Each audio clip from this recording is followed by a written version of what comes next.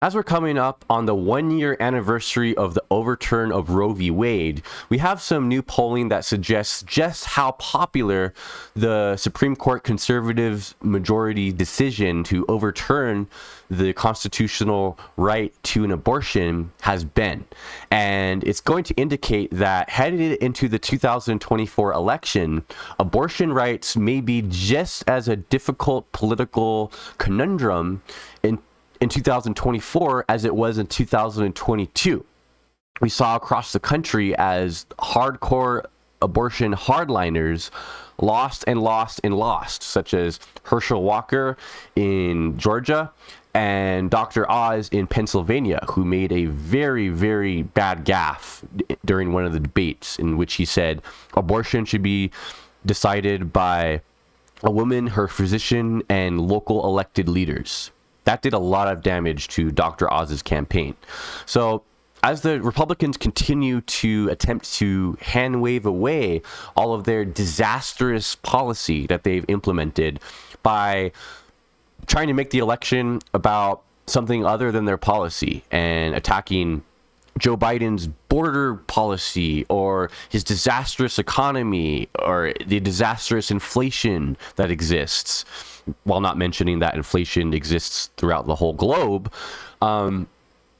they're trying to hand wave away their terrible policy, and it's not necessarily working, and it could hurt them significantly in 2024. But before I get into the article, please be sure to like the video, subscribe. So here's the article. It says, poll reveals consistent consensus on abortion after Roe's fall. Politically, there's been little consensus on the issue of abortion when it comes to the work between elected Democrats and elected Republicans. Yet, when it comes to public opinion, there's plenty of consensus.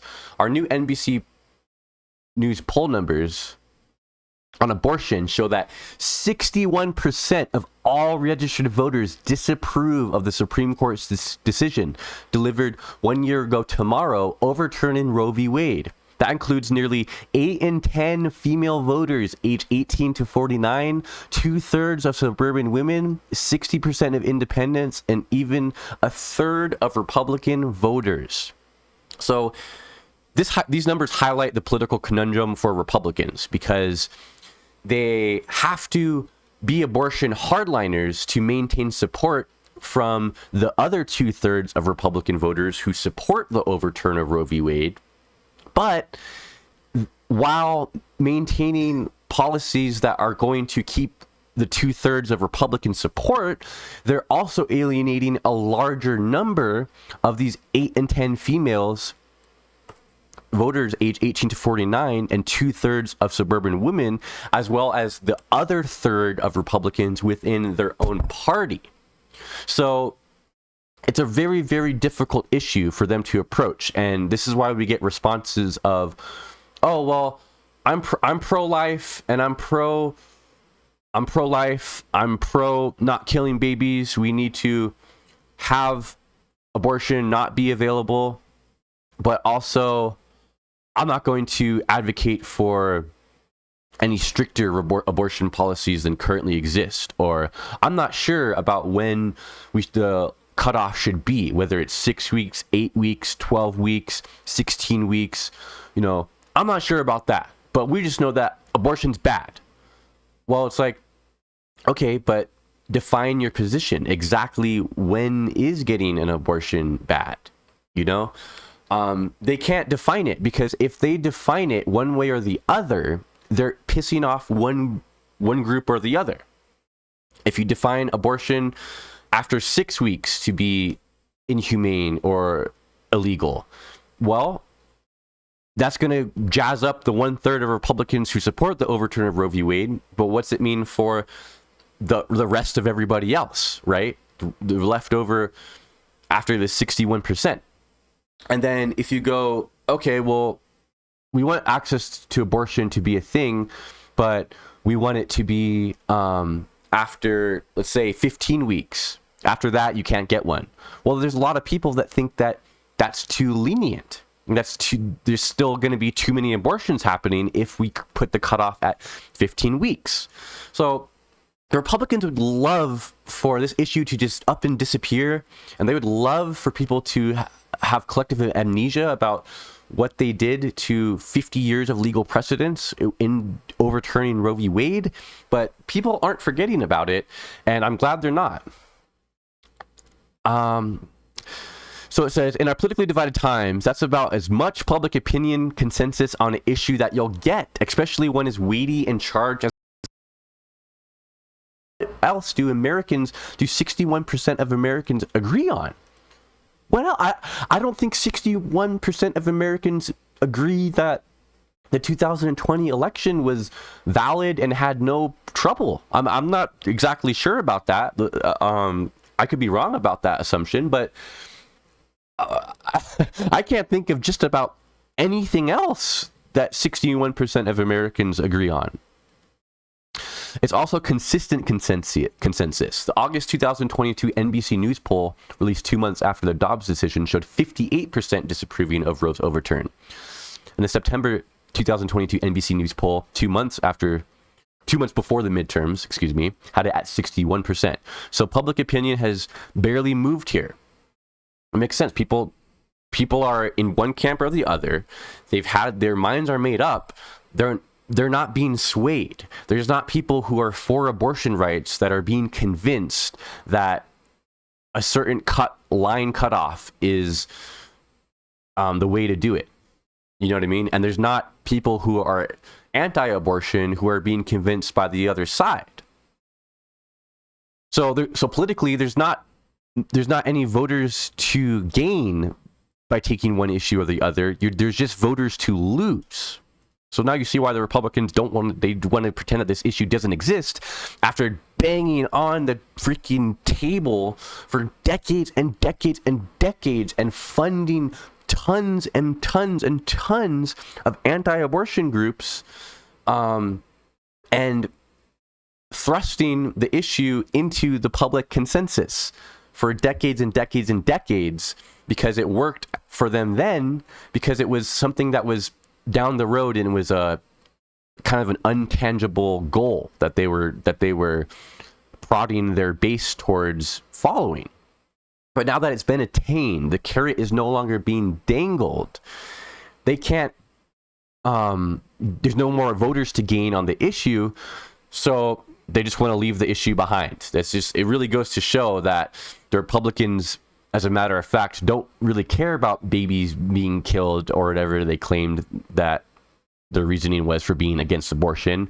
They just cared about the political points to be gained by pretending to be morally upset or morally disgusted at people who get abortions.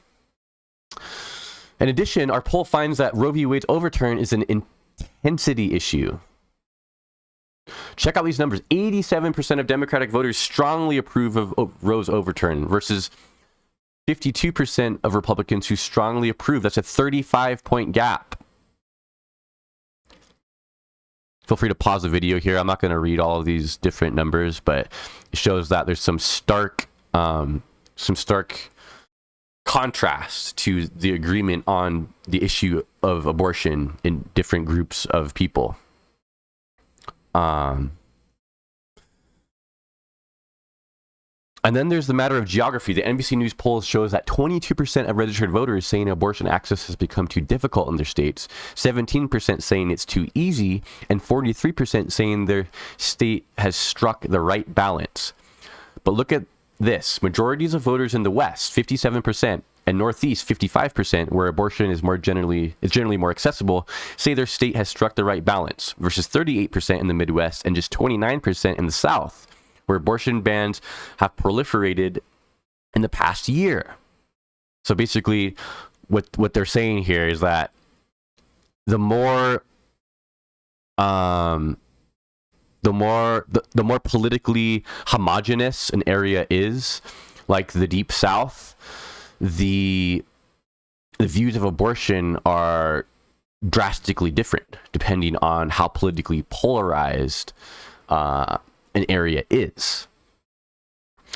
So it says the number of states where citizens have no way of putting ballot measures or constitutional amendments to vote, according to an NBC News analysis of data compiled by the University of Southern California Initiative and Referendum Institute. Since the Supreme Court overturned Roe v. Wade last year, the ballot over abortion rights has turned to state legislators and the ballot box. In many states, the pro-abortion rights has succeeded, like in Montana and Kansas. Voters in New York and Maryland are set to vote on whether to extend new abortion protections next year. And as an NBC News Young Choi, Dasha Burns, and Agabel Brooks report, abortion rights organizers in Ohio are pushing to collect enough signatures to secure a vote on expanding abortion protections in the state. But in 2020, anything else, for that matter, isn't an option. Some other numbers to know. Let's see here. Okay, so this basically is the end of the article here.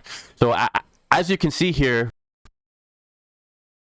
very interesting statistics when it comes to how this issue is going to be tackled by both parties heading into 2024. And if you're the Democrats, you make advertisements on this issue like crazy. You paint the Republicans as extremists on the issue. You paint your own party as being more moderate, more modern, more sensible on the issue. And you paint the Republicans as taking women's rights away. Not just women's rights, but rights in general. Voting rights, rights to love who you want to love. And we saw the messaging be very effective in the 2022 midterms, which led to the red wave, which was coming, turning into a red trickle at best, maybe even a red spritzing, okay, in which they gained a measly 5-seat majority, in which all the political consensus was that they were going to gain maybe a 25, 30, 35 seat majority, maybe even more than that. I saw some people predicting up to 50 seat majority for the Republicans. So it was an issue that really hurt them in 2022 due to Democratic messaging around the issue that was consistent and we were all on the same page about. I think for the 2024 election, the Democrats need to continue to make abortion a number one issue in many campaigns, and they need to take the populist approach of, we want to secure your rights and we want you to continue to be able to have this right and have this freedom. The other party doesn't. Okay, it's a great campaigning point, and again, I think that it would be fruitful for the Democrats to take such an approach to the issue. But that's all I got for you guys in this one. I want to thank you so much for watching the video. It's always great to have you guys here. And please be sure to like the video, subscribe to the channel, and let me know what you think down below in the comments. And I'll catch you in the next one. All right? Peace.